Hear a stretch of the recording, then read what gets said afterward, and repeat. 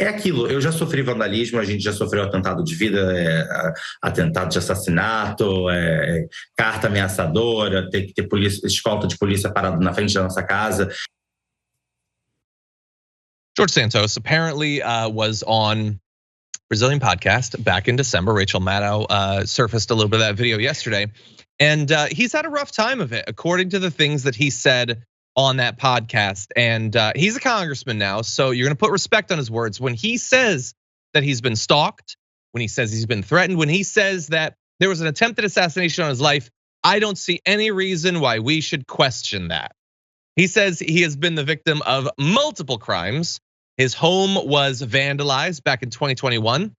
Apparently, he says it was vandalized because we were at a Republican party, and he was such a high-profile figure in 2021 that people were probably just desperately trying to track down his home to vandalize it because he went to a party, and how would they have possibly known what party he was at or what the affiliation was or whatever. But more importantly, he says, we have already suffered an attempt on my life, an assassination attempt, a threatening letter, having to have a police escort standing in front of our house. It gets more ridiculous from here, but that's a serious accusation. There has been attempted assassinations in recent history. Waz, what do you make of this?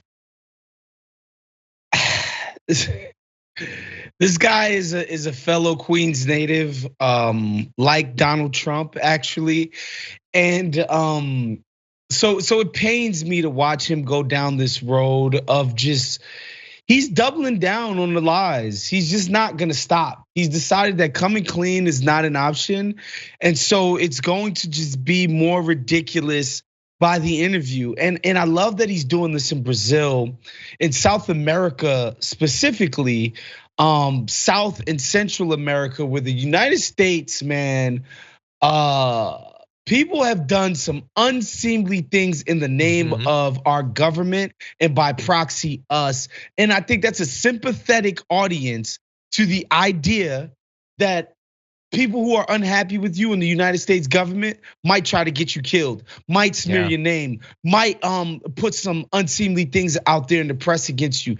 I can understand why that audience would be receptive to it because they've had a front row seat to similar things, campaigns done by organizations like, I don't know, the CIA, the DEA, and you name it.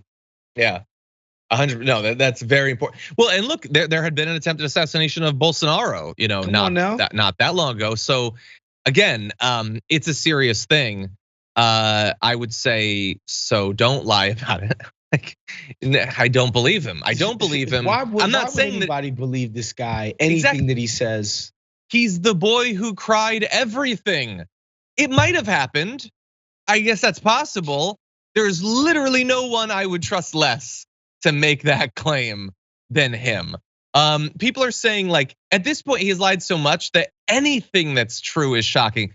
Like, people are saying, like, him speaking Portuguese, like, oh, he does actually speak Portuguese. Oh, interesting, something is true. How amazing. But he holds on, he persists. Even though a new poll, Siena College yesterday released this, 59% of New York's voters say he should resign. Only 20% think he should stay. Among Republicans, 49% say he should resign, 26% say he should not. I mean, his own party, he only gets a quarter of the support. That is amazing. He's got unfavorability numbers, 55% Democrats, 56 Republicans, 59% independents. Like, but again, he doesn't have to go, Waz. But the thing with the Republicans is like, what are they really mad about? Like, he is an openly homosexual guy, so you can't be sure that the unfavorability, the underwater with Republicans isn't related to that, which sucks, which stinks, even though this guy sucks a lot. But the thing is, to me, with Santos, man, that just shows me the overall decay of damn near every single American institution. It's like, it's not just that you can be Marjorie Taylor Greene and be a QAnon kook, conspiracy theorist, and ascend to the United States Congress. This is a big ass deal.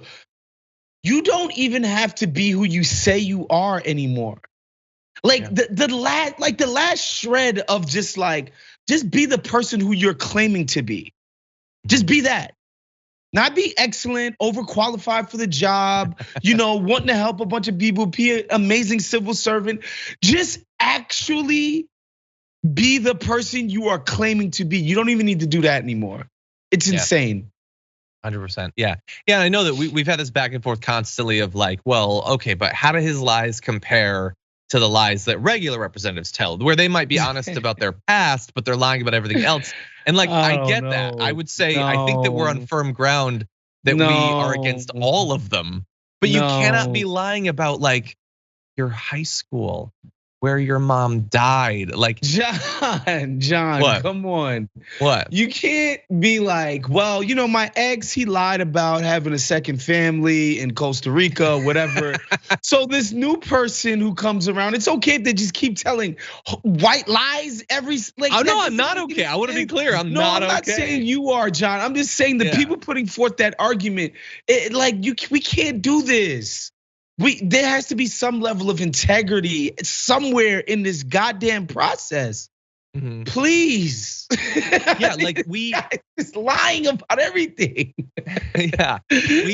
We want to be able to like rebut the lies they might tell like at Davos, but we need to at least know that they're telling the truth when they say if they went there or not. Like there's a base level.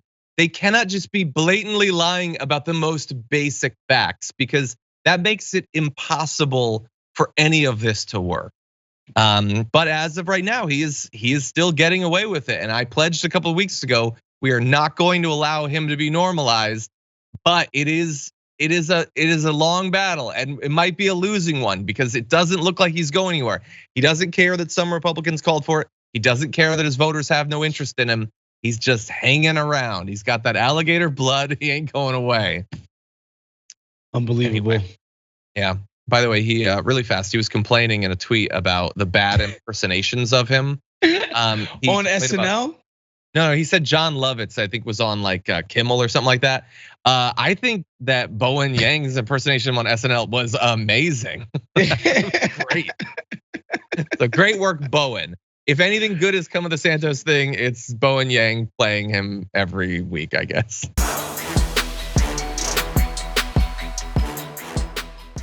Check out the Damage Report podcast each day, wherever you get your podcasts, whether Pocket Casts or Stitcher or iTunes.